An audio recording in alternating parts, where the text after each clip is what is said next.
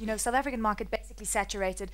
It's not, you don't have the incentive that you had 20 or 30 years ago to start a business. I mean, you know, it's just getting far more expensive. Taxes are much higher. It's really difficult right now. Are you of the view that we're looking at a lot of saturation that is occurring in South Africa when it comes to the opportunities that could be had? We need to make it easier for entrepreneurs to set up shop and ply their trade and get their businesses up and running. As Clem and my colleagues have said, I think Alex and Kokkie also said it. What specifically, Kuseni, would you be looking at in terms of opportunities, in terms of business opportunities in South Africa? Just where we have seen some good examples. Capitec is a good example. Who entered a part of financial services that others did not look at, those that were established, including my former company. And we've seen the Daily Sun, which entered the media space. Now it's the largest circulating paper in the country.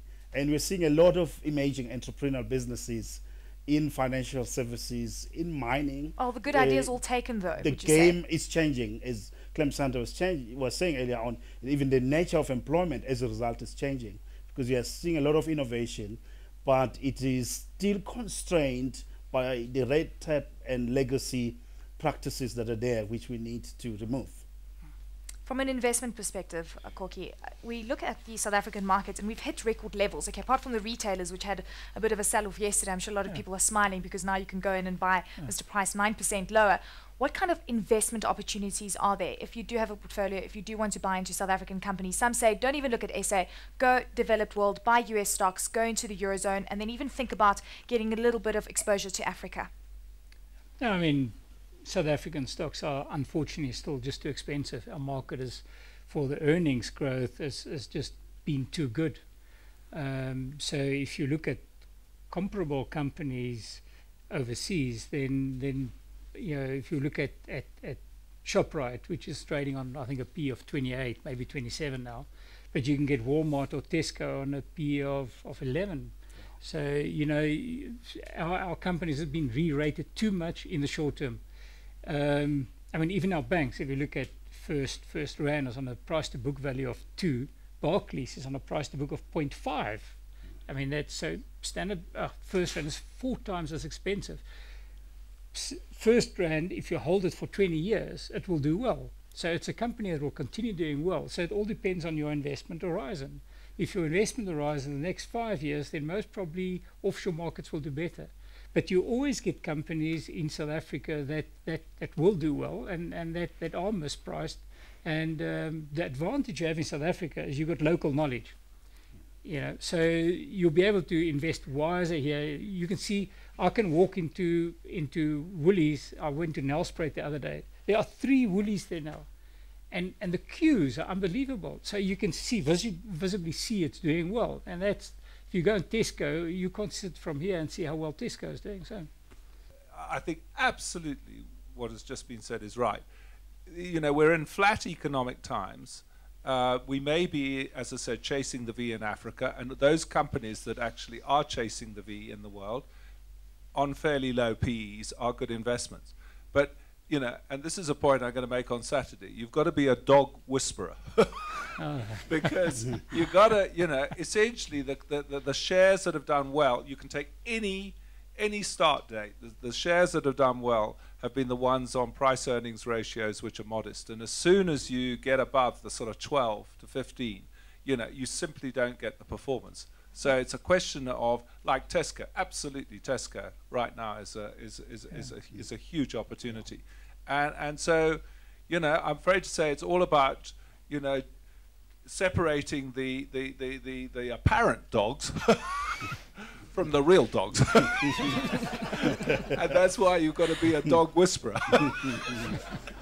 And sorry, the second point, second point on investment that I'd really like to make, because you know, I feel very strongly about this, is that you know, this very low interest rate environment is something that people simply have never had before. You know, and certainly people who are retiring in places like the UK, where I've been working, now say it's a race between poverty and death, and in that sense, it's about defending your wealth now, Yeah. rather than making huge Yeah. sums of So money. do you think we should increase interest rates in South Africa, Clem? Do you think we should see a change in the interest rate cycle? No, but obviously what I don't want to happen is the 9 rand to the dollar to then send petrol prices up, but by a large ratchet, which means that our inflation rate then goes beyond acceptable terms, and then you have to put interest rates up. Clem gave me such a good lead for one of my favorite stories. I've just got to tell it before we go back to in 2000, when the rand was going to 20, intraday, and when the Dow was on a P of 30, they invested offshore. And they just lost horribly because the rand has gone from, let's say the average was 14 to the dollar, it went in fact to almost 6. And Microsoft was on a P of 80, then it's gone to a P of 12. So, and that's exactly what investors do wrong. If you just JP Morgan as an example, of Barclays, JP Morgan and Barclays were both trading 4 times the net asset value in 1999, 4 times. So people were just seeing this everlasting growth in world GDP growth. Now, both are trading below the net asset value. So people are not expecting any growth. Okay, so that's when you want to invest. Okay, that's lesson 101. But on interest rates, I think, it was asked Tito just now, but the big problem for South Africa now is, do we accede to the wage demands? And by the way, Thailand, Thaksin's sister became president, and she became president because she promised that she would raise the minimum wage by 40%. And surprise, surprise, she was elected because most of the people in Thailand are poor and voted for her. But it set off a consumption boom in Thailand. Obviously, the exporters are battling. So, if you give high increases, initially you're going to get a consumption boom in South Africa, quite nice. But you're going to set off an inflationary spiral, and you must really sit in a rand that depreciates, and your petrol price goes higher, and your food prices go higher. And the next year, when it comes again, then people say, well, inflation is now 12%, I want at least a 12% increase. And that's when you get your deflationary spiral. That's when you then get interest rates that are having to be raised. Interest rate debate really perplexes me because Alan Greenspan has been criticized for keeping interest rates too low for too long and resulting in this crisis. And then to fix the problem, we dropped interest rates to even lower levels than Alan Greenspan had done.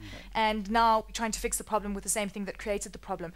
So I'm literally perplexed. And again, the underlying issue here would be a sustainable growth going forward. You used the example of Japan, debt to GDP of almost 200%. They tried to fix the problem with the same thing that creates the problem. Yeah. Are we making the same mistakes of the past? I mean, where do you foresee this all going? I just listened to Stiglitz last night being interviewed by Charlie Rose, and he basically said that the cheap monetary policy doesn't solve the problem. I mean, he said that. He said it's okay, but it's probably not going to resolve the problem. He said you've got to have very specific measures by government to stimulate investment. The IMF has just released their report today in Tokyo. They are saying the same thing. They say the way to go is really to stimulate investment, encourage more growth, and move away from austerity. And that's not government creating jobs. That is government allowing business to create jobs. It's making it easier for business to create jobs. That's really how you get an economy going.